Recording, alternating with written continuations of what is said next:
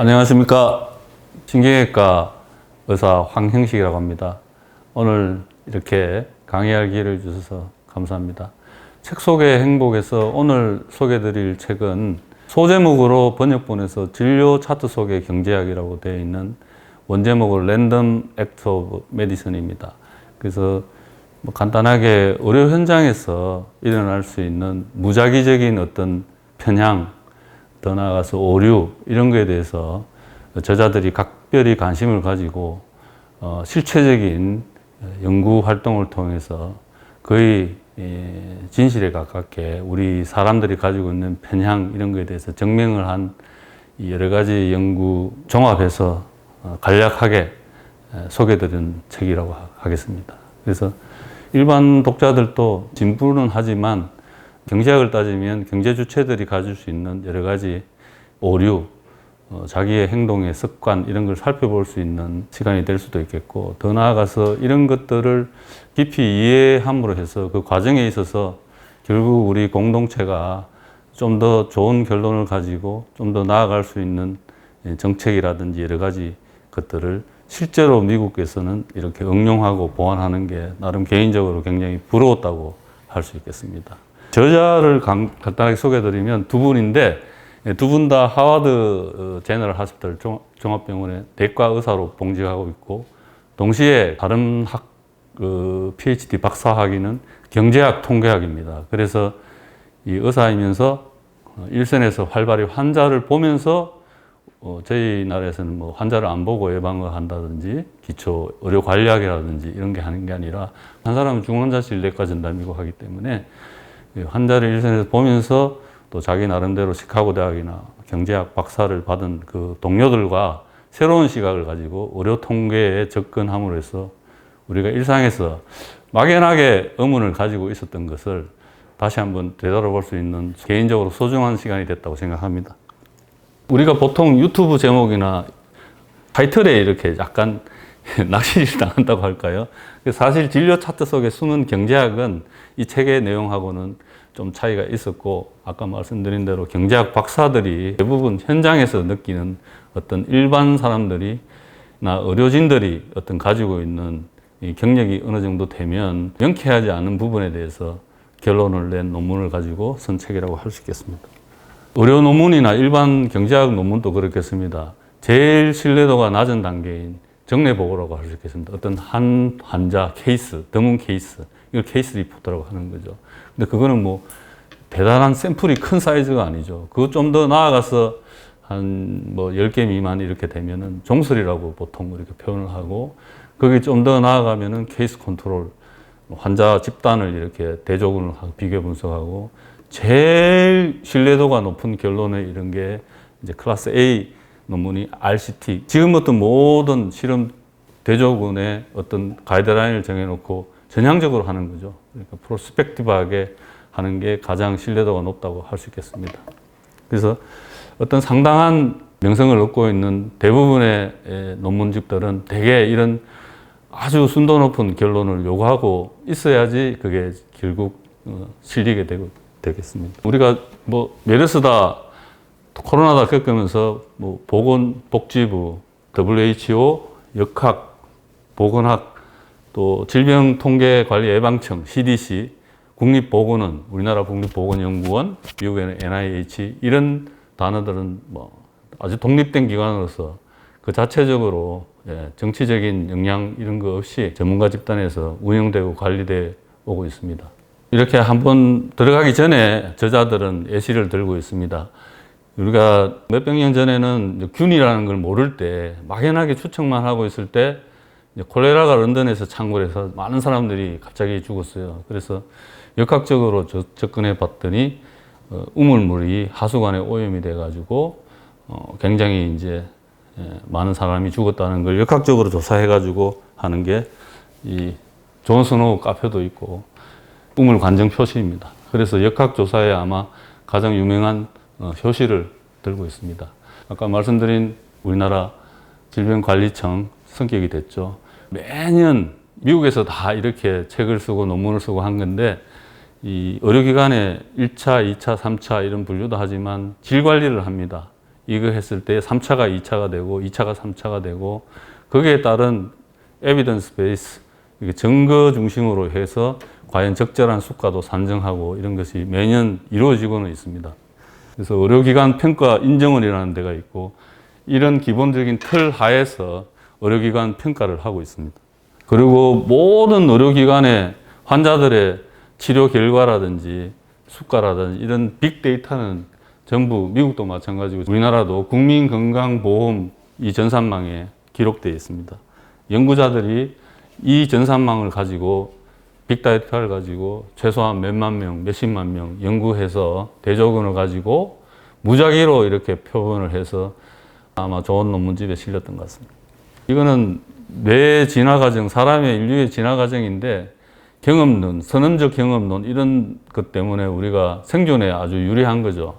딱 자기가 두려움이 오면 오싹한 기분이 들면 빨리 정확한 이성적인 판단이고 뭐고 할 것 없이 어떤 순간적으로 판단을 해서 그 상황을 모면하거나 해결하는 직관이 우리는 내재되어 있고 또 이게 우리가 흔히 이제 오류를 낳는 게 같이 이렇게 동반이 되어 있습니다. 그래서 지나고 보면은 자기가 한 행동이 직관이 결국 맞는 경우도 있지만 안 좋은 경우가 현대 사회에서는 왕왕 벌어지고 있습니다. 그래서 어릴 때 보면은 점 이렇게 이으면 몇 개 안 있고 이게 달팽이다 이런 것들이 사실 있고 경제 심리학에서 휴리스틱 편향 오류를 설명을 하고 있습니다. 우리 일상에서 홈쇼핑 때 뭐 며칠 안 남았습니다, 몇 개 안 남았습니다, 뭐 이런 거 우리가 희소성, 긴급성 또 뭐 99센트가 1달러보다 싸지 않습니까? 손이 먼저 가고 또 이 좌측 그런 숫자에 우리가 편향이 있습니다. 그래서 뭐 자동차, 중고 자동차 본문에 나오지만 마일이 이제 5만에서 6만 딱 바뀌는 순간에 100마일 이렇게 차이도 안 나는데 가격이 똑 떨어지는 현상들이 우리가 완전히 이제 과학적, 이성적 습관으로 이렇게 가격을 매기는 아닌 걸 우리가 당연히 그렇게 알고 있습니다. 그래서 의료 분야에서도 그런 현상들이 있습니다. 그것을 과학적으로 다시 한번 여기서 강조를 한 겁니다. 그래서 이 장에서 가장 쉬운 예부터 예시를 들고 있습니다. 오바마가 대통령 거치면서 이렇게 팍상 늙었다 이거예요. 머리 하얀 머리 되듯이. 그래서 16개국 나라를 이제 대통령 당선된 사람하고 똑딱 떨어진 사람하고 지금 같은 이재명 대통령하고 다른 떨어진 사람하고 수명을 비교해 봤더니 된 사람이 한 2년 빨리 죽더라. 그렇게 됐습니다. 저희 나라는 반대인 경우도 있다고 생각합니다. 더 투실투실하고 혈색이 좋은 사람도 제가 봤습니다. 기억이 나고. 그래서 은메달, 올림픽 같으면 조사하기가 쉽잖아요. 금메달, 은메달, 동메달이면 금메달하고 동메달은 다른 모든 편차를 줄였을 때, 개인적인 팩터를 제거했을 때 똑같이 수명이 비슷하고 통계학적으로. 은메달은 좀 빨리 죽었어요. 스트레스 받아가지고 너무 아깝지 않습니까? 그죠? 동메달은 받아들이는데 은메달은 못 받아들이는 거죠. 스트레스는 만병의 원인이기 때문에 빨리 죽더라. 또 미식 축구 선수, 후보 선수하고 또 반대로 현역 선수, 이건 반대로 현역 선수들이 훨씬 이 두부 외상에 노출되는 가지고 질병이 많이 생기더라. 이런 걸 증명하고 있습니다. 맛배기로 이제 쉬운 예부터 이렇게 딱 한 거죠. 3장에서는 이제 영유아기가 0이 2세고 이제 청소년기가 18세로 이렇게 구분을 합니다. 저희 의학에서는. 여름철에 아무래도 태어난 아기들은 가을에 독감이 잘 걸릴 수밖에 없습니다. 또 왜냐하면은 0에서 2세까지는 병원에 자주 갑니다. 미국 땅에서는 한국하고 완전히 다릅니다. 병원의 접근성이 우리나라 동네에서 아파트 단지 내 내과 소아과 이렇게 있는 데가 아닙니다. 미국은. 또 맞벌이가 대부분이기 때문에 10년 전 이런 연구이기 때문에 최근 연구도 있지만은 그랬을 때 반차, 1차 휴가 내고 가야 되고 그렇습니다. 한번 병원 가는 김에 독감 예방 접종을 가을에 맞는 거죠. 9월로 기준으로 미국 학기는 다르기 때문에 모든 거를. 확실히 독감 예방 접종을 병원 간 김에 맞은 애들하고 여름이나 봄에 태어난 애들하고는 예방이 차이가 나더라라는 걸 실제 이제 빅데이터를 가지고 증명을 했습니다. 왜 그러냐 하면 독감은 상당히 예방학적 측면에서 굉장히 중요합니다. 나라 전체 평균을 보면은 겨울 거치면서 지금 고령화 사회에 되면서 많이들 돌아가시거든요. 여름하고는 많이 차이 납니다. 여자가 중환자실 전담이라고 그랬지 않습니까? 그래서 뭐 들어가면 빨리 돌아가시는 분은 5일 만에도 돌아가십니다. 독감으로, 호흡곤란으로. 그래서 예방력이 이렇게 삽시간에 폐혈증에 빠지기 때문에 그래서 이런 데 대해서 한번 저는 뭐 외과 의사지만 호흡기내과 선생님들은 자동적으로 아마 이런 걸 알 수 있을 겁니다. 아마 20, 30년 평생 폐렴 관련 질환을 이렇게 돌보다 보면 패밀리 이 가족력을 듣고 이런 게 굉장히 중요하거든요. 기록에다 남기고 이러기 때문에 아마 체득화되어 있을 거라고 생각합니다. 굳이 이거를 과학적으로 통계를 안 내더라도 이런 중요성을 굉장히 많이 인식하고 있을 거라고 생각합니다. 4장, 우리 아이가 진짜 ADHD인가? 학부모들이 굉장히 관심이 많을 텐데요. 유치원 전, 그 다음에 유치원, 그 다음에 저학년, 이런 국민학 저학년 때 보면은 과잉 행동 또는 주의력 결핍 아동들이 꽤 많이 있거든요.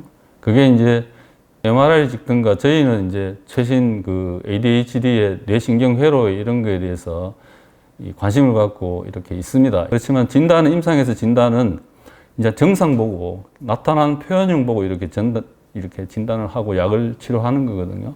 요즘도 그러겠지만 저희가 학구열이 굉장히 높기 때문에 멀쩡한 애들도 중고등학교 애들이 공부 잘하라고 ADHD, 주의 집중 이런 약을 뭐 먹이는 학부모들도 있더라고요. 시험 치는 기간에. ADHD도 초등학교 저학년이다 이러면 한 학년에 12개월 차이가 나거든요. 그러면 제때 들어간 애하고 미리 들어간 애하고는 ADHD 진단율이 확 올라가는 거죠. 미리 들어간 애가. 그런 걸 과학적으로, 통계적으로 증명한 겁니다. 대단히 표변 조사를 통해서. 5장 역시 마찬가지입니다. 다음에 5장이 나올 때 다시 한번 자세히 말씀드리겠습니다. ADHD는 아까 질병통계 예방 통계를 보면 2016년에 이 2세에서 18세에서 9.4%로 미국에 보고하고 있습니다. 10명 중에 1명입니다. 남자가 13명이고 여자가 6명이고 이걸로 진단으로 끝나는 게 아니고 또 시간을 기다리지 않고 1년, 2년 지나면서 ADHD가 아닌데 또 약을 먹일 수가 있잖아요. 그죠? 저는 뭐 정신과 의사가, 소아과 의사가 아니기 때문에. 그래서 저절로 좋아진 건지, 약 먹고 좋아진 건지, 의사나 학부모들은 약 먹고 좋아졌다고 생각할 수 있겠죠. 여기에 대해서 이 분이 제목만 달았지만 또 논문을 써서 상대 연령 효과가 ADHD 진단과 치료에서 임상적 필드에서 존재하더라라는 걸 이 저자 두 사람이 증명을 했습니다. 항상 의료 현장에서는 사람이 하는 일이기 때문에 다른 분야도 마찬가지고 편향이나 오류가 있을 수 있습니다. 그래서 항상 뭐 책도 행간의 뜻을 이해하듯이 10년 단위 0에서 10세, 뭐 80세, 90세, 70세, 40대 이런 걸 우리 일상적으로 이해하지 않습니까? 세대 간 이런 것도. 그래서 그랬을 때 그 경계선에 있는 경우에는 과연 어떤 일이 판단을 하느냐, 오류가 없느냐, 이 오류에 대해서 몇 가지 대표적인 예를 통해서 증명을 한 그런 책이라고 할 수 있겠습니다. 마약성 진통제 역시 마찬가지입니다. 17.8세하고 18.2세하고 딱 되는 순간 응급실에서 마약성 진통제는 애들한테는 처방하기가 부담스럽잖아요. 그 어른이다라는 인식이 되는 순간 덩치가 있고 극심한 통증이 시달릴 때는 마약성 진통제의 처방률이 훨씬 높아지더라. 뭐 사람은 그게 몇 개월 차이인데 편향, 휴리스틱 이런 거하고 관련이 있다. 이런 식으로 생각하면 되겠습니다.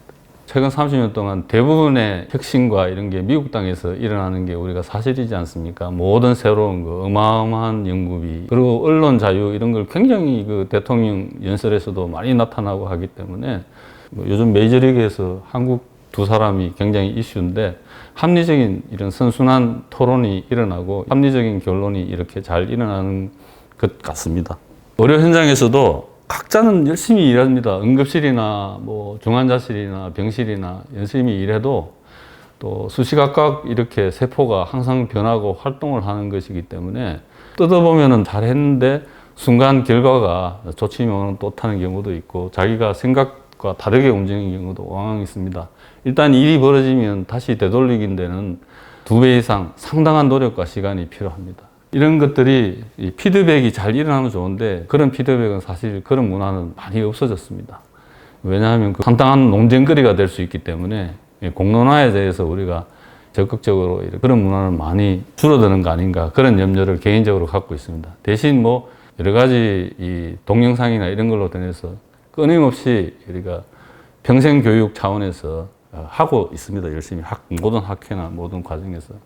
그 다음에 5장에서는 논문을 쓴 게 이 보스턴 지도입니다. 보스턴 향의 지도가 우리나라 반대죠. 대서양은 저쪽에 있고 하기 때문에 하버드 캠퍼스가 있고 MIT가 있고 시내 이제 구시가지 안에 대학병원이 있고 주변 몇 개 병원이 있는데 중간에 찰스강인가요? 거기 이제 보스턴 마라톤을 했을 때 보스턴 테러가 있었지 않습니까? 그때 있었을 때 이 사람들이 먼저 그 데이터를 봤습니다. 뭐 의료인이 한 100명 파견 나가고 간호사 150명, 인턴 파견 인원을 하고 그 다음에 뭐 소방관, 경찰서 테러에 대한 경각심이 있기 때문에 모든 관공기관이 많이 이제 차출이 되고 그렇습니다. 과연 그렇게 됐을 때 심근경색은 시간을 다투는 병이지 않습니까? 늦으면 이제 뚫리지 않으면 사망할 수도 있고 시간이 되면 또 뚫다가 못 뚫으면 이제 가슴을 열고 우회적인 혈관을 이렇게 수술을 해야 되거든요.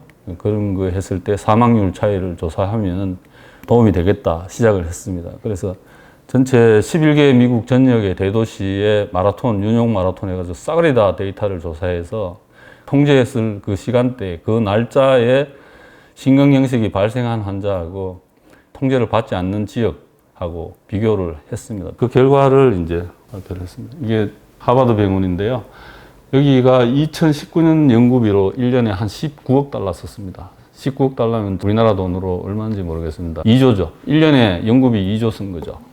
그래서 어쨌든 더 뉴 잉글랜드 저널 오브 메디신이라는 이 결과를 발표를 했습니다. 그래서 RCT 논문을 가지고 조사했더니 마라톤에 영향을 받은 병원하고 마라톤에 영향을 받지 않는 병원하고 11개 지역 마라톤 주위의 모든 걸 총합을 조사했을 때 이 사망률의 차이가 있다라는 거죠.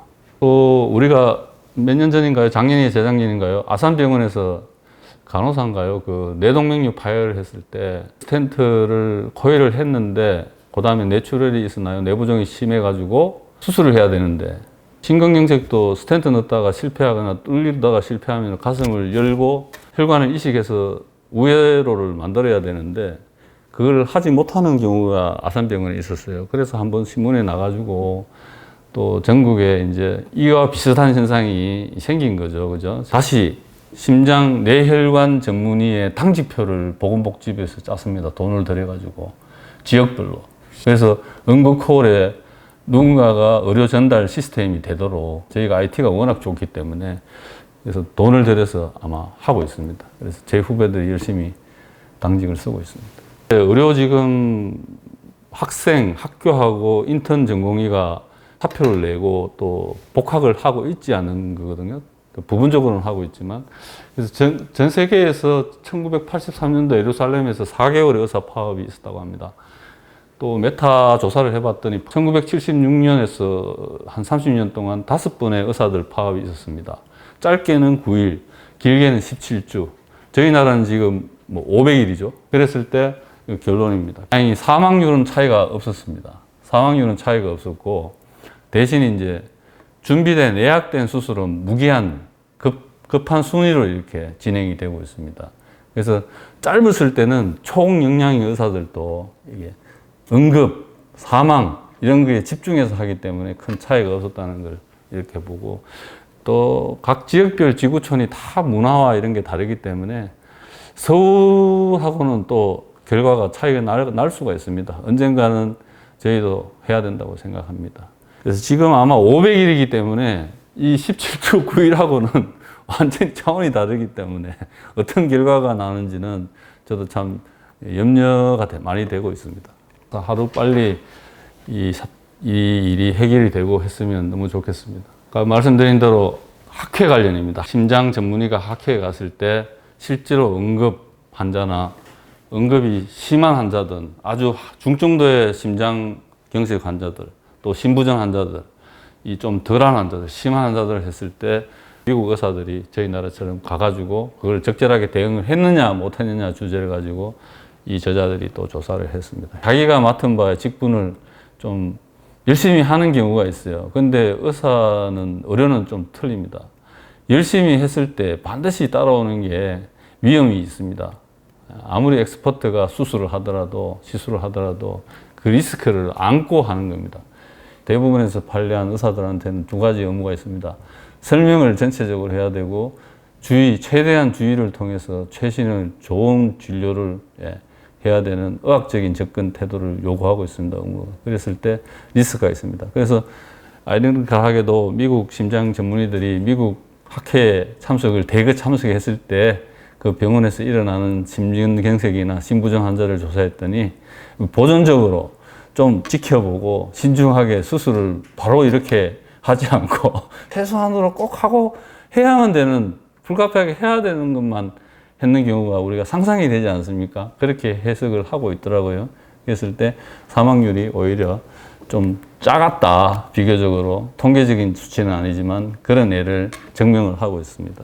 그래서 크게 중요한 얘기인가요? 그거는 잘 모르겠습니다. 이걸 통해서 우리가 아까 초반에 지난 슬라이드에 말씀드린 대로 항상 이 의료는 생명이기 때문에 내가 누군지 알아야 되고 내가 어느 정도인지 알아야 되고 항상 동료에게 솔직하게 도움을 요청할 줄도 알아야 되고, 그래서 내가 이건 좀 부족하니까 의견을 구해야 되고 소통하는 자세가 굉장히 중요하다고 생각합니다.